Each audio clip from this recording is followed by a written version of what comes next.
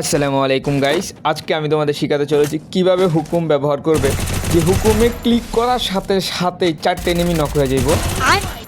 তো গাইস যাই হোক, তো মূল ভিডিওতে চলে যাই। চলো, হুকুমের সেরা ব্যবহার করার জন্য আমরা চলে এসেছি পিকেতে। পিকে আসার সাথে সাথে আমরা তেমন কোনো গান পাইনি, আমাদের সামনে একটা নেমে। ওকে আমরা এখন দেখবা হুকুমের সেরা ব্যবহারটা। হ্যাঁ, ক্যারেক্টারটা নিয়ে।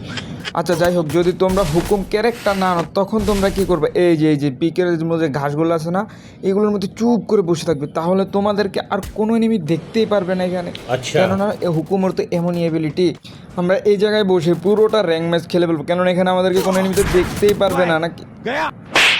হয় মনে হয় হ্যাক ইউজ করে, তাই আমরা দেখকে মেরে দিছি। যাই হোক, পরের ম্যাচে চলে যাই। আগের ম্যাচের মতো এই ম্যাচে কিন্তু আমরা ভুল করিনি, এবার কিন্তু আমরা হুকুম ক্যারেক্টারকে নিয়ে এসেছি। এখন হুকুম ক্যারেক্টারের সেবার ব্যবহার দেখাবো, যে মারার সাথে সাথেই হুকুম। এই যে এখন আমরা হইতে হুকুম বেঙ্গাল এসে, তো আবার আমাদের সামনে একটা নেমে এটাকে মেরে আমাদের চার্জেবিলিটি অন করতে হবে। এখন মারতে পারবো কিনা সেটা একটু ফ্রি। তো একটা মারে নক ও হুকুম। তো এই যে এটা হচ্ছে মূলত হুকুমের সেরা ব্যবহার, কারণ মারার সাথে সাথে হুকুম হয়ে যেতে দিব, নাইলে এনিমি আপনাকে চাঁদ লবিতে পাঠাই দিব।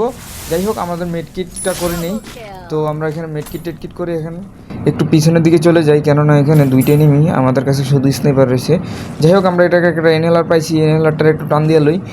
চলো, পরে আমরা এখানে চার্জ আমাদের একটু ইপিটারে ফুল করে লই। এখানে আমাদের সামনে আরও একটা এনিমি চলে আসে, হুকুম। হ্যাঁ, আমাদের হুকুমের অ্যাবিলিটি চার্জ নাই। তো যাই হোক, এখানে আমরা এনিমিটাকে ইজিলি মেরে দিতে পারবো। মূলত আমাদের হুকুমের চার্জ নাই দেখে সে আমাদেরকে মেরে দিয়েছে।